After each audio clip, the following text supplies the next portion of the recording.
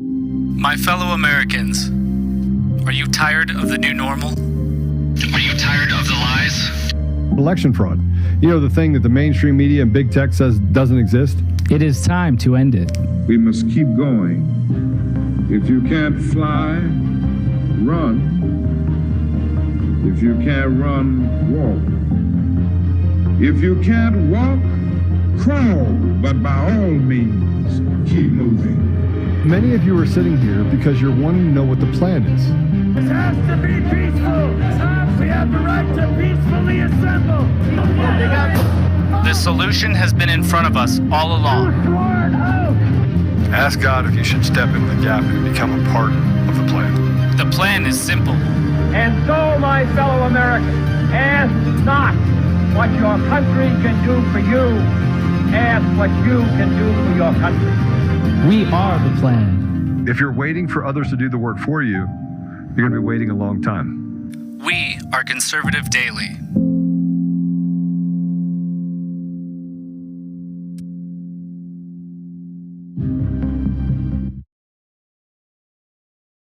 Needs his coffee.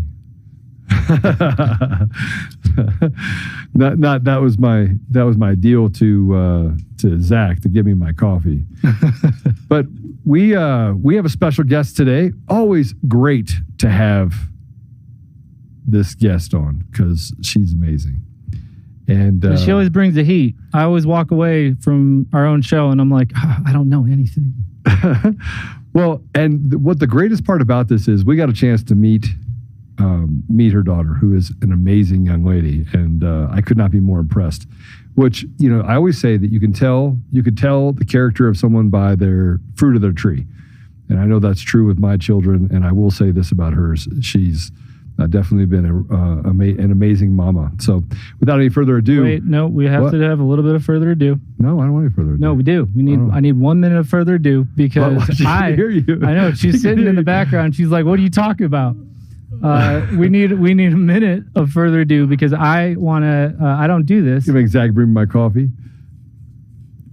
Just ruin all the moments, Joe. All right, sorry. Go ahead. So I told all of you, earlier that my sister gave birth to twins. So here are the little twins, Scarlett and Xavier, and Joseph. No, there's no Joseph. That's Joseph. There ain't no right Joseph. That's Joseph. That's JT right there. Xavier. Yep. Not Joseph. Let me say. I'm gonna say it for you, Joseph. I suggested, hey, do you want to do Joseph? And she said, not a chance. Not a chance at all. But they're both on oxygen. They were early. They induced labor. So if you guys could pray for them, they're in the hospital. They had to do the surfactant on Xavier's lungs. So if you just pray that Xavier, could, otherwise known as Joey. Yeah, the name that is not Joel, that one. If you guys could give some prayers to him just so that they can be healthy and go home, I'd appreciate it. I'm pretty excited about it. I mean, having someone named your I'm so excited to have Xavier a niece and a nephew who are not named Joseph. Okay, without any further ado, we do have Tori, so we'll stop screwing around. Tori, welcome. Welcome, Tori. Yeah, and thanks for having me on, you guys. And I just wanted to say, as a mom of a premature child, my firstborn was actually a preemie at 30 weeks. She had the whole lung thing too. Look at her now, right? She's serving our country. She's got a degree in mathematics and she's super smart. So, and that was in the year 2000. It's 2023. We've got better technology now. So I can't wait to go up and see the babies too. Yeah, we're going to cook you dinner. Oh my gosh, no. If we're going there, we're having some really good Arab food. We could do both. I'm just saying. Oh, some shawarma. I'm thinking we should go get some real authentic kapsa. Some baba ganoush and some... Dude, am I going to have to mute you already? You're talking about Arab food. Good. What are you talking about? I'm trying to... Yeah, come on now. Little hummus. Good. Well, you said about my daughter, I met some of your family. Yes. And they're incredible too, Joe. I have to say that I was more impressed with your fur baby. My fur baby? I love my fur baby. Ollie. Love, yeah, Ollie. Oh my gosh. Like me and that dog bonded instantly. I knew what she needed and she was my smoke break partner. So she's incredible. And she listens too, which is something my Akita Nix does not do. So it was kind of refreshing. So speaking of Arab food, Yes. Let's talk about Arabs. Pretty amazing people, actually. They are, but what about the ones that we had at Gitmo? She prepared you for this. She told you. She told me that. So you know DeSantis gave an interview. The sanctimonious. Right? Yeah. To Piers Morgan, another CAA asset, of course. And obviously sticking to the script. He was like, I was junior, I didn't do. And they're talking about force feeding, right? Would you like me to tell you how they force fed them? I'm actually afraid. It's called rectal feeding. No, it's not. It's not. It's something. It's actually in the CIA torture report. So,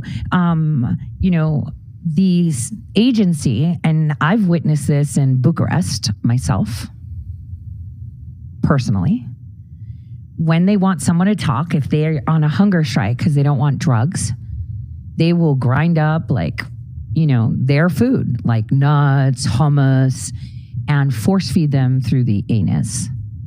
So this is the fact. So if that's not even spoken on Piers Morgan, he's lying because he was present when that happens, right? Present when that happens. I actually accidentally was present because I'm supposed to be sitting with the interpreters, right? It made me sick. Wait, at the same time? Well, she wasn't watching him get force fed through the... Oh, actually, no. I filed a report. I didn't know that was happening. I filed a report just because I was a private contractor, right? And I just said, this was unnecessary. I'm just saying, these are real things. And there was a whole torture report. And, Brennan tried to cover that up. And let's not forget, it was Feinstein that, went through it. And it was Daniel Jones, the guy who's funded by Soros, helped fund, the whole Nellie Orr stuff, right?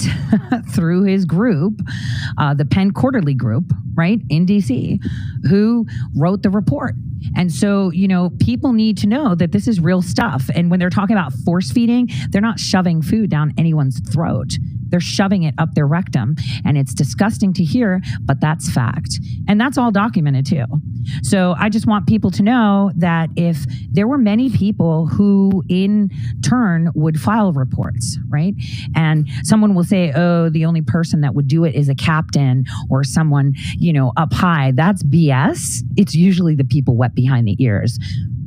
So, it would be interesting to see if, some of these people like, Adaifi would, what is his name? Mansour Adaifi, who talked about being force fed, would come out and talk about this. These people were actually tortured. And so, when I hear force feeding, people are thinking, oh, they just force fed them. Oh, because they're going to die. No, because you drug them and beat them. And then when they're like, I don't want to eat, I would rather die than be tortured like this, they rectally feed them. And that's a fact. And so I just want people to know that when we're talking about force feeding and what DeSantis said, oh, I was a junior officer, I didn't. It's like, that's BS because it's the juniors that were in charge of that stuff, right? It's not the higher up people that are going to get their hands dirty. We all know how hierarchy goes. It's like this, Joe. You're in your company, right? And you're dealing with managing all these people, payroll, the contracts that your clients are happy and all this stuff. Are you going to sit there and order, pens and Sharpies and sticky notes? No, you pay an office manager to do that. So when you're running, a prison, with detainees that you need to question, right? Are you going to sit there and do the menial jobs of torturing them? No, you're going to have your panel of interpreters, right? You're going to have your doctors. You're going to have a med team there, right? And you're going to rectally feed them. So people need to be very concise when they're saying these things, right? Because then it's whitewashed, right? And this was in the CIA torture report. And so that is factual. So I just wanted to get over that DeSantis hump right there. So, I listened to an interview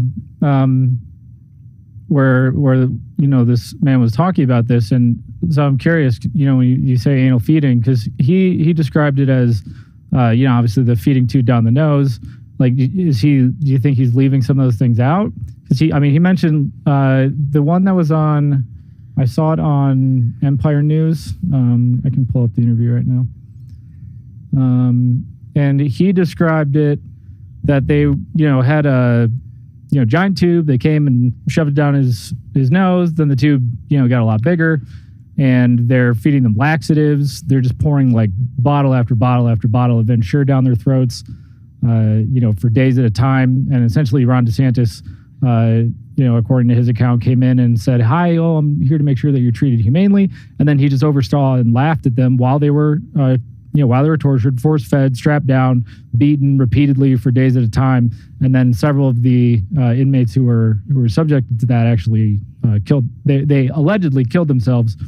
And another officer who was there, I believe, said that they were actually tortured to death. And then their bodies shipped off with no organs or parts of their neck so that they couldn't be autopsied. Well, so the force feeding down the throat could be a thing, but the torture that we're talking about in Gitmo, right, was anal feeding. That's actually documented from congressional records. This isn't like I'm just saying this, right? They all will attest to it. And here's the thing. If anyone questions that we have service members that actually act like that, sometimes it's more like a group thing. It's almost like being in a concert, with Metallica, and you're on the mosh pit, right? And you're just, going with the crowd, right? Remember what Chelsea Manning released. The torture where they were literally raping prisoners of war, right? This is what WikiLeaks had. They were raping prisoners of war. And this is because, if you can dehumanize the person that you've captured, right? Regardless of how evil they are, is it okay to do things like that? It's totally not. Yeah. Right? No. Because then that makes you even worse.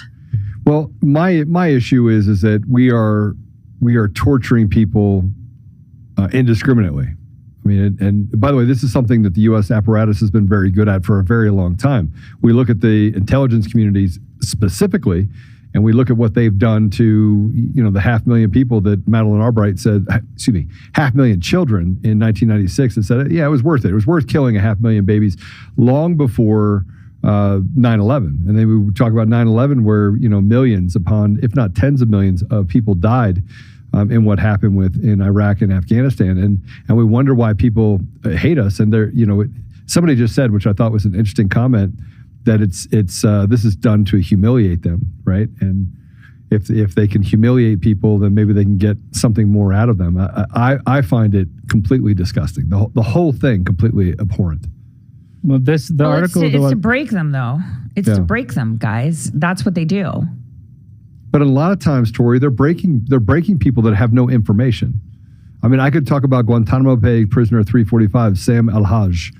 I met Sam El-Haj at Al Jazeera in Doha, Qatar. Right? I went there, met with him, stood in front of him. He was a cameraman that was kept in Guantanamo Bay prison. He was tortured. He talked about things that they did to him, and frankly, I was mortified. This is in 2012, I'm having this conversation with him. And for years, he was kept in a prison. He was a cameraman. And he talked about some of the things that they did to him and some of the scars that he had as a result of it. I think you're right. I mean, look, we don't have a right to treat anyone that way, but we did so indiscriminately. And look at what they're doing to our January 6 prisoners. The same thing. We have foreigners that are running these prisons that are, beating, raping our January 6 prisoners in the middle of the nation's capital, right here, and justifying it. It's okay, no problem. Yeah. Well, this is ongoing, but this is all part of the Bush and Obama administration. Yes. And, I say this to people a lot. Most of these politicians, they don't see you, the average person, as their equal. Yeah. You are nothing but a cog in the wheel. You're a hamster on a wheel, consuming and being consumed. And, this comes off, where people were like, Hillary would treat them as common people, right? All of them do. And even some of your influencers out there, right, treat people the same way. Like, who are you to talk to me? Like, you're a nobody, right? You're this. This is how it begins. When you're in power, in whatever power it may be, either someone has glorified you or you've been elevated for some reason, this is a real thing, and, DeSantis trying to play it down, the question that everyone should ask, did you file a report? These are the things that people should be asking. I did. I said that it was unacceptable. And like you said, there are people that don't know anything. And it's the same concept here. I hear people all the time screaming from their top of the lung, elections were stolen. Here's all the evidence. Well, you can bring all the evidence you want to someone that doesn't really care what you have to say, and they will not listen. That's fact. You can provide all the facts you want to a stupid person, right? And he'll just call you stupid. This is just human nature, and it's the ugliest part of it. And we have to remember who was in charge and who gave these directions. And let's not forget, with 9/11, people were incentivized to hate more and allow these things because of look at what they did to us. Well, I say this all the time. So just because, they do it, if you're doing it, you're the same. It's kind of the way I see, the ballot harvesting, right? The harvesting of ballots, where people in some right-wing groups are like, we're going to ballot harvest since they do it. And it's like, no, then you're the same thing, right? Just using their tactics, you're the same. So you're no better if you're going to lower yourself to their standards. And by the way, when you have arguments or lower your standards to the level of your enemy, they will beat you on that lower level with freaking tons of experience.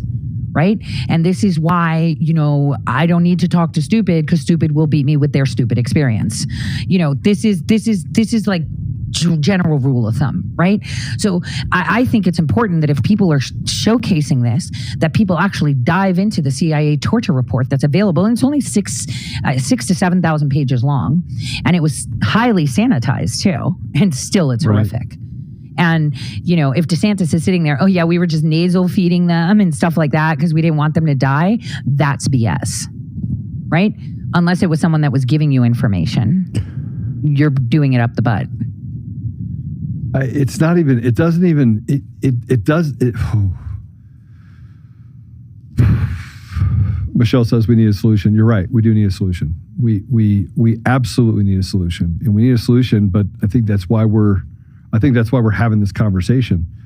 I didn't want to hear that people are being tortured anally, right? But you should read how they do it. But nothing surprises me. But we don't get an opportunity to speak about this stuff because it happens in the dark. All of this stuff happens in the dark. We live in a world where it's a facade. When they say enjoy the show, Tori did a documentary. He says enjoy the show. It's all show. But behind the